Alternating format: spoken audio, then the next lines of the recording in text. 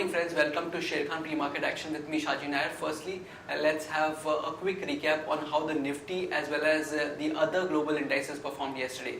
Speaking of the Nifty started on a weak note and towards the afternoon session was down heavily but managed to recover some of its losses and closed down 32 odd points at 8768 odd levels.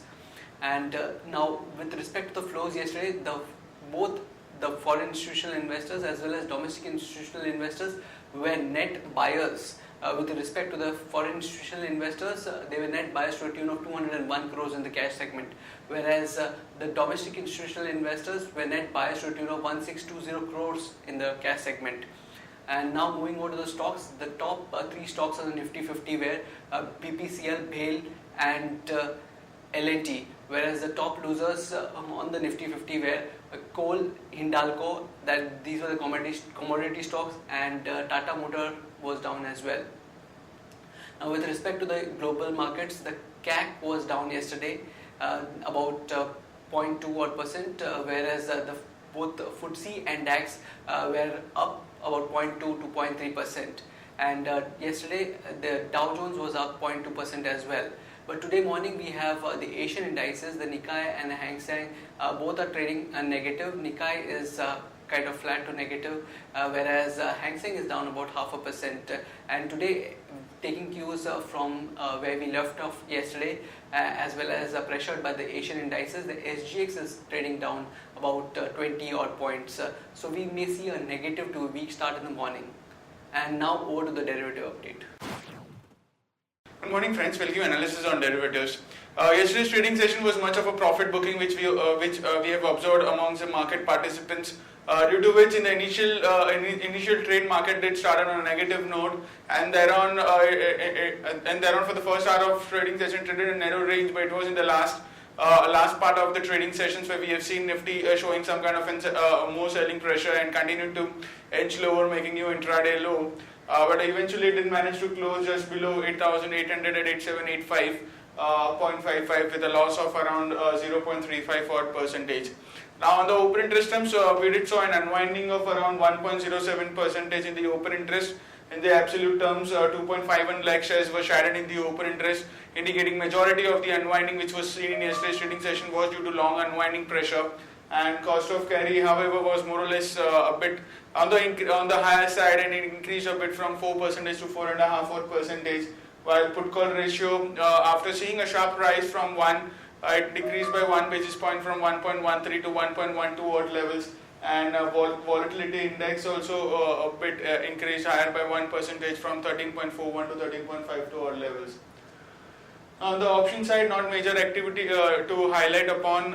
There was hardly any addition on the call option from 8,800 to 9,000 call option. All have seen an addition of around 4 to 7% respectively.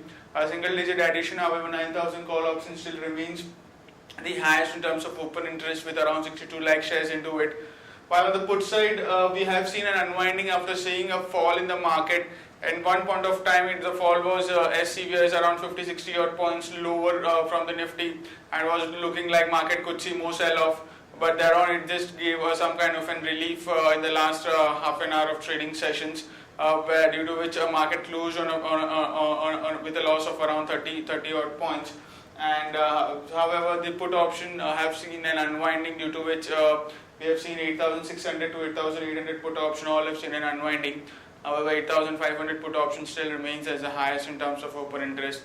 Now, going forward, the activity of 8,800 put option would be quite in focus, as mentioned in yesterday's conference call also. That 8,800 put option has seen significant amount of put trading taking place, and in yesterday's trading session, Nifty went below 8,800, so we did saw an unwinding into it.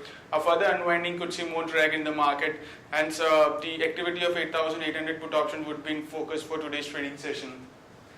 There are 10 securities in ban period for today's trade, that is C8 Limited, Century Textiles, HDIL, India Bull Real Estate, Jindal Steel, JP Associates, Orient Bank, Reliance Communications, Sun TV and Wockhardt Pharma. On the FIS front, there was not much of activity.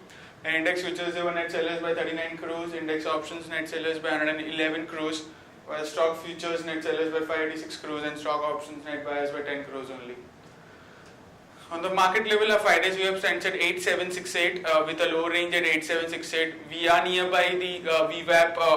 We are nearby the 5 days VWAP. Our closing for yesterday's trading session, the Nifty future was 8785, and 8768 is the VWAP level. So it would be in focus. The level of 8768 would be in focus, and the higher range is the highest straddle break-even point of this series of that is 8874. SX Nifty is trading positive by 3 odd points and quoting at 8788, indicating a flattish opening can be expected in the morning trade. That's it from derivatives. Thank you. So friends, now we shall look into the equity trading ideas for today. For today, we have two ideas. One is Hindalco. Hindalco's subsidiary Novelis reported good strong set of numbers, and the free cash flow guidance has been raised to $350 million. So this is positive for Hindalco, and one can go long on Hindalco, keeping a stop loss at 182 for an upside target of 191.5 to 195. Then NHPC also reported good set of numbers, 25.8% jump in its net profit to 215 odd crores, and also it has announced a buyback plan to raise rupees 2,616 odd crores. So we believe this would be positive for NHPC, and one can go long on NHPC, keeping a stop loss at 30.60 for an upside target of 32.20 and 32.80. Today an important event to unfold. RBI to review monetary policy today at 2:30 p.m. and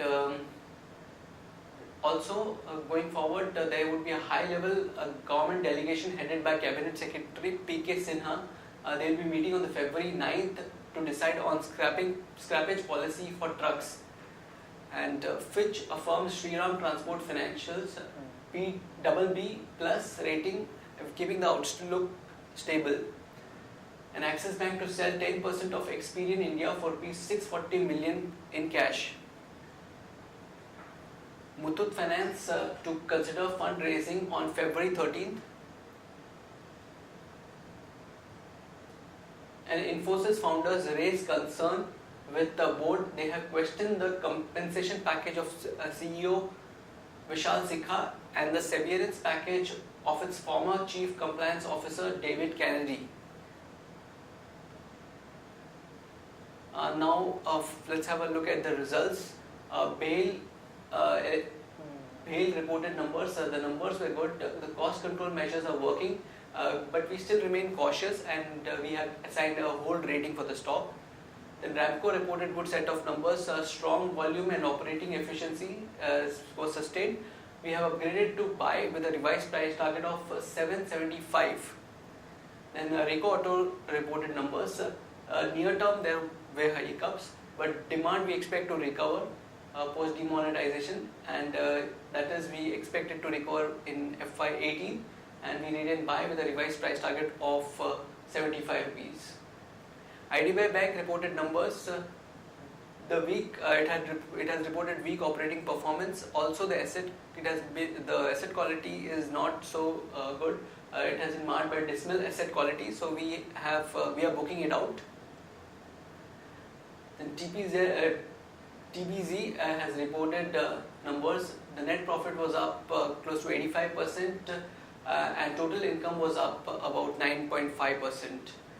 Snowman Logistics reported a net loss of 2 crores versus a profit of 5.1 crores in the year ago period, and the total income is down as well, down about 16%. And Blue Dart reported a decline in net profits as well. Net profit was down 46.3%. However, total income was up 10.2%. Gati, another logistics player, reported numbers decline in net profit of 35%. However, total income was up close to 2%. Tata Steel came from loss to profit after 5 quarters. Reported profit of 2.3 billion rupees versus a loss of 27.5 billion in a year ago period. Titan also reported good set of numbers, 13% rise in net profit. Revenues rose close to 15%. And today we have some important numbers. Gateway Industry Parks are expected to report 7 crores of profit, Cipla around 343 crores, Ratnamani Metals around 26 crores, Hero MotoCorp around 673 crores, Bharat Forge 159 crores, Skipper around 17 crores, Thermax 58 crores, Triveni Turbine 33 crores, and Union Bank of India close to 161 crores. And based on our derivative data, we have identified certain stocks that would trade with positive bias today, and those are VML, Can Bank, and Syndicate Bank. Whereas stocks that would trade with negative bias today are Arvind, Siet, Jindal Steel, and Reliance Infra.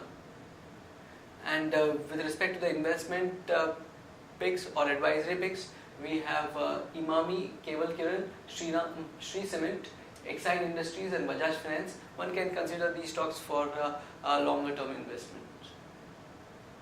So friends, that's it from the pre-market section. Happy trading and happy investing.